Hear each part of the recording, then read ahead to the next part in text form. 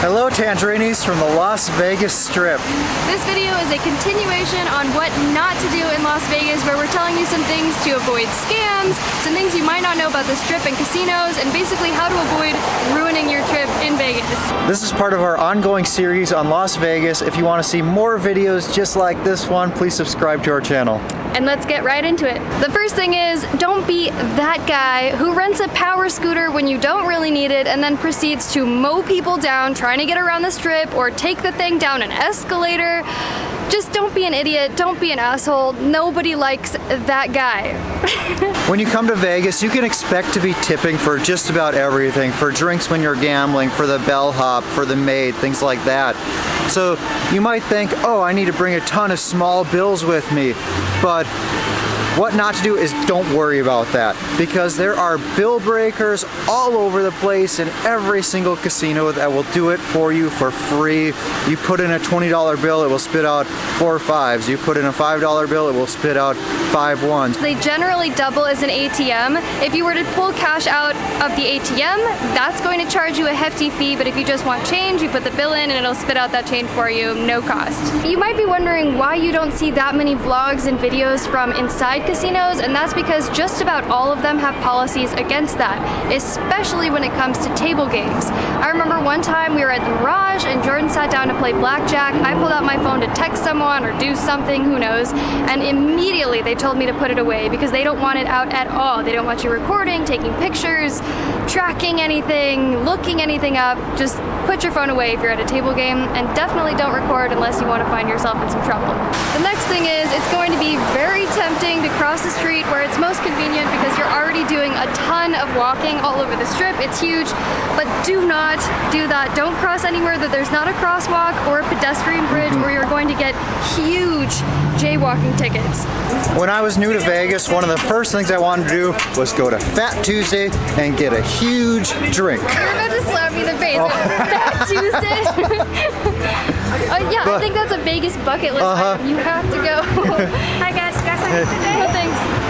You have to go into one of those places and get an obnoxiously large drink. That's just a crazy thing that you can do in Vegas, like walk around the Strip, walk outside with it too. But what not to do is don't go overboard with that, because it is a fast track to the worst hangover of your life. Because they're a huge sugar bomb, they're filled with artificial colors and everything like that, so go ahead and indulge, just, you know, proceed with caution, because they do have a lot of alcohol in them.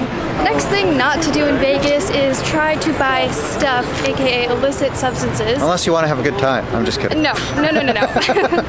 Jordan, what are you saying? Because this has not happened to us, because we don't go trying to buy that type of stuff. But basically, not only is it illegal to buy stuff, but also we've heard tons of stories of undercover cops posing as dealers, trying to trap people and arrest them. So you definitely don't want that to happen to you. The next thing you shouldn't do is don't be afraid to strike up a conversation with the person next to you, because I've made some great friends in Las Vegas. Some of my favorite people that I've ever met, I met right here on the Strip. And the great thing is, people are coming to Vegas from all over the world, so you'll meet people from literally every country across the world. Where else can you go that you have an opportunity to make international friends like that? If you're new to Vegas, if you're new to being in the casinos, you might see a chair turned around or lean to get some machine, and you might think that you're helping out by putting it back to the way it's supposed to go, but this is actually how people save their spot, like when they're going to the bathroom or something, to keep their machine. So basically, just don't touch the chairs. Even though you think you're being helpful, there's plenty of casino employees that would fix and put things back to the way that they're supposed to, especially during these times when they're staffed up to be cleaning the machines and everything more often. If you're walking around the casino and you happen to see that a slot machine has money left in it, don't go cashing those out. That's against the law, and you can get into trouble for doing that. Even for something as simple as like 25 cents or 10 cents, it's illegal. So if you want to play that machine, you can cash it out, just leave the ticket there, don't take it. Next thing not to do is stay off Strip, like you're looking for an Airbnb or a hotel that's off Strip to save some money, if you're intending to spend most of your time on the Strip, because after all things shake out, you really aren't going to be saving that much money, considering you're going to be having to pay for Ubers to and from. And we've told you guys before in another video video, how to get free rooms in Vegas, where most of the time you would just be paying resort fees, which would be about the same cost as that Airbnb or off-strip hotel. Not to mention all the time it's going to cost you in transportation and all the back and forth. We're gonna link a video right here where we talk about how to get free rooms in Vegas, where basically you would just be paying the resort fee, and we also have a few tricks for avoiding those resort fees altogether. So we honestly suggest looking for or using our tips to get a free room on the strip, or trying to find a hotel that's a little bit cheaper. And for clarity, when she's talking about staying off strip, she's not saying staying at one of these hotels that are a block off the strip, like Vdara or the Signature at MGM or the Trump International. Ones like those, it's going to be pretty easy to get to the strip from those. Yeah, not too much walking involved. We're talking about the ones that are like a 15-minute drive away, or something that walking would be totally out of the question. Some people might not agree with this one, but we think it's a huge mistake to rent a car if you're only planning on spending your time on the strip. If you're wanting to rent a car to go to the Grand Canyon or the Hoover Dam or something else that's off strip, it totally makes sense, but for the time that you're going to spend walking from your hotel to the parking garage, the travel time, and then parking at a new parking garage, then walking to whatever your destination is, you basically could have just walked to that place in the first place. And really, Ubers and Lyfts are not too expensive to get from one side of the strip to the other. Yeah, and these hotels and parking garages are absolutely enormous. So it's big. Probably a way longer walk than you would ever think it is. And renting cars in Vegas is generally pretty expensive. You're going to save a lot of money just Ubering or Lyfting to get around the strip. Not to mention, like most people, you're probably going to be drinking while you're in Vegas, and just drinking and driving, no. Bad. Don't do it. Don't even try to put yourself in that position. Speaking of transportation though, you might be thinking, well, I'll just cut down on my transportation costs by taking a bus up and down the strip. One option is called the Deuce. It's a double-decker bus. In our humble opinion, we say don't do that, because especially on weekends, holidays, super busy times, it's going to take so long to get from point A to point B because they're making so many stops. One time we were going from the strip to Fremont and Fremont to the strip, and it took like 90 minutes when in a car in an Uber it would have taken like 20. So it is a way to save money, but it could be a way that you waste a good chunk of your day that you could be doing other things. One of our favorite things about Vegas are the buffets. There's nowhere else in the world that we go to buffets, but here we seek them out. What not to do is go for the cheapest ones. We've heard nothing but bad things about the buffet at Paris, at MGM Grand, and at Excalibur. In fact, I've eaten at the Excalibur one. It's no good.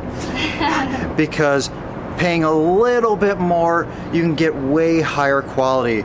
For example, one that's still a budget buffet, but it's good, in my opinion, is Mirage. If you want a little bit of step up from Mirage, head over to Aria. If you want to step up from Aria, one of the best, Wynn. We love the Wynn buffet. Even when we leave the Wynn buffet, we're already like, I want to go back there already, but we're bursting at the seams because you're trying to eat as much of it as possible. It's so good.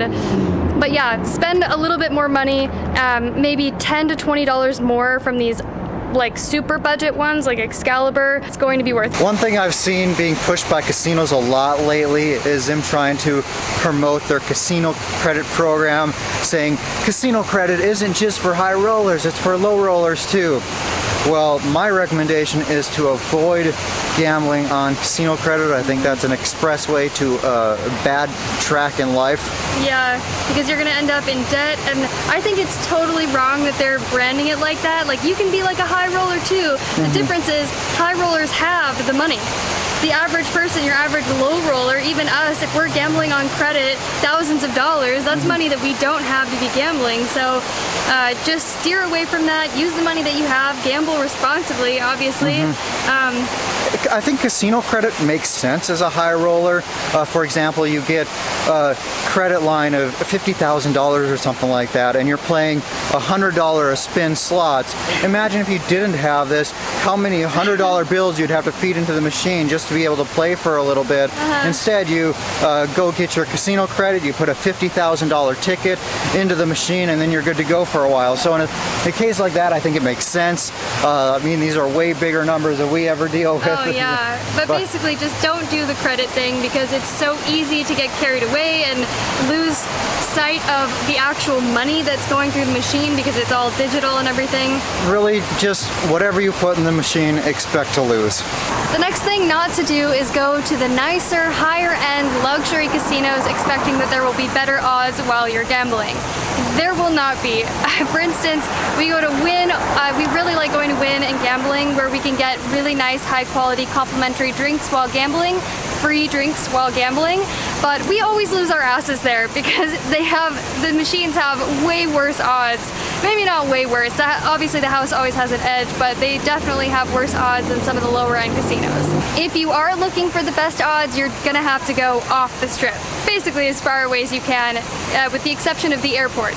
We hope this video helps you have an awesome time in Vegas, not lose money and not get scammed while you're here. If you're interested in watching more videos about Vegas, we're going to link a playlist of all of the ones that we've made with money saving tips, how to get free rooms and things like that. We'll link that on the end screen here in just a second.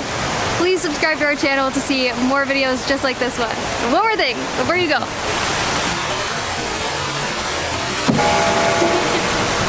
Gong that bell so you'll be the first to be notified when we release a new video. And we will see you on Saturday.